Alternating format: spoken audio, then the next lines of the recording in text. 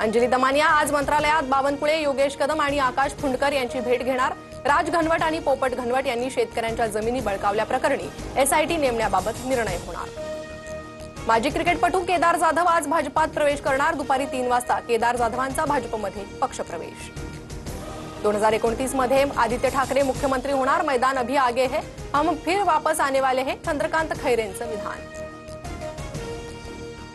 सतीश सालियान यांचे वकील निलेश ओझा यांच्या विरोधात सुमोटो याचिका। न्यायमूर्तींवर गंभीर आरोप करत कोर्टाचा अवमान केल्याप्रकरणी याचिका। उद्या मुंबई हायकोर्टात सुनावणी होणार। मंत्रालयात आज राज्य मंत्रिमंडळाची महत्त्वाची बैठक। दुपारी 1 वाजता कॅबिनेट बैठकीचं आयोजन। आजपासून अहमदाबादमध्ये काँग्रेसचे राष्ट्रीय अधिवेशन। राहुल गांधी आणि प्रियंका गांधींसह राज्यातील सर्व महत्त्वाचे काँग्रेस नेते उपस्थित राहणार। TV9च्या Indian tigers and टायग्रेसेस मोहिमेतील 28 superstar football खेळाडू युरोपमधून भारतात परतले। केंद्रीय क्रीडा मंत्री मनसुख मांडवियांकडून खेळाडूंचं स्वागत। खेळाडूंना शुभेच्छा देत ऑलिम्पिकसाठी कठोर परिश्रम करण्याचं आवाहन।